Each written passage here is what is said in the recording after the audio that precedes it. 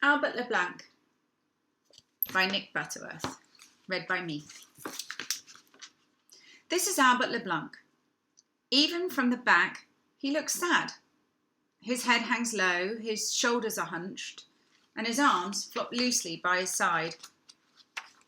From the front, Albert Le Blanc looks very sad indeed.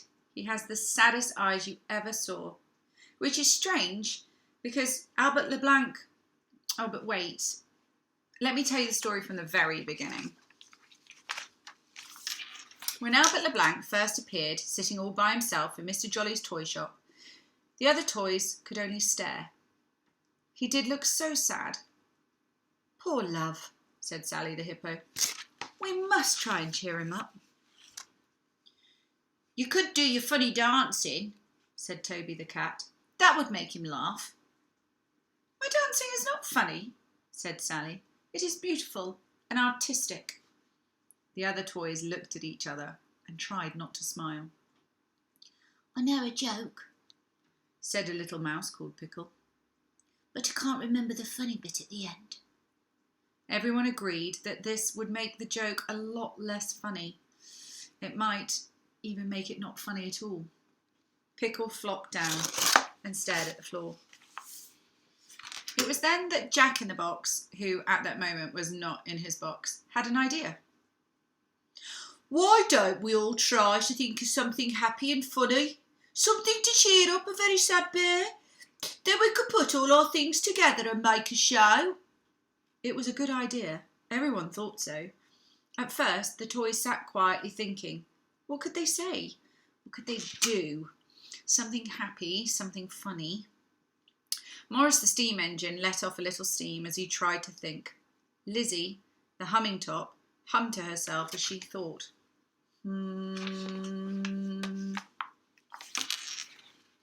"I remembered my joke," squeaked Pickle suddenly. "Shh, dear," said Sally. "I'm getting an idea." All at once it seemed that the other toys were getting ideas too. Toby began to snigger, and Jack in the Box started to chuckle. Sally began to twitter, and then off she went to borrow a hat and find some face paint. Albert Le Blanc watched. From where he was sitting as the toys became very, very busy, what was going on? What are they up to? Albert Le Blanc did not have to wait too long to find out. Sally was the first to introduce herself. "Good evening," she said with a bow.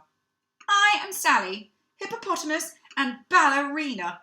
This evening, we, the toys of Jolly's toy shop, will present a happy, entertaining treat, especially to cheer, amuse, and tickle a sad bear." Albert Le Blanc looked puzzled. "I am very pleased to meet you," he said. "My name is Albert Le Blanc. I am from France. But please, let me say, you must not think I am..." But Albert Le Blanc was not allowed to say. "Silence, please, for Miss Pickle!" The hippopotamus boomed loudly. Pickle came and stood nervously in front of the large, sad-looking bear. She shuffled her feet, cleared her throat, but no words came. Whatever Pickle had remembered earlier, she'd suddenly forgotten again. "I can't remember my joke," she said, and she flopped down and stared at the floor. "Never mind," said Albert kindly. "I'm sure it was very funny. And you really must not think that I am..." At that moment, with a twang and a zing, Jack in a Box sprang out of his box. He bounced up and down in front of Albert Le Blanc, and as he did, he began to sing. "I bounce with a bong, I bounce with a poing, and while I'm bouncing, I'm singing this song." "Be careful, dear," said Sally, but Jack was enjoying himself. He bounced even higher. "I like to bounce high as the sky. Sometimes when I'm bouncing, I'm sure I could fly." Thump. Poor Jack. He bounced so high, he bumped his head on the shelf. He fell in a tangled heap in front of Albert. "Slight technical problem," mumbled Jack, as he tried to untie the knot which he had accidentally tied in his very long body. Albert hid his face in his paws.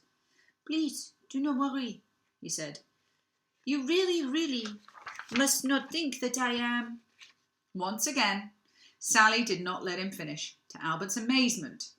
She leapt out in front of him, wearing a yellow pointed hat and a big red face-painted smile. Of course, Sally did mean to be funny, but she didn't mean to slip or slide, and she most certainly didn't mean to crash into Albert Le Blanc. But that is just what Sally did. Together, the bear and the hippopotamus landed in a confused heap. From underneath Sally, Albert Le Blanc let out a great roar. "Please!" he shouted. "I am trying to tell you, I am not unhappy." There was a silence as Sally and Albert struggled to get up. Albert went on. "I am not sad at all. It is just the way I am made.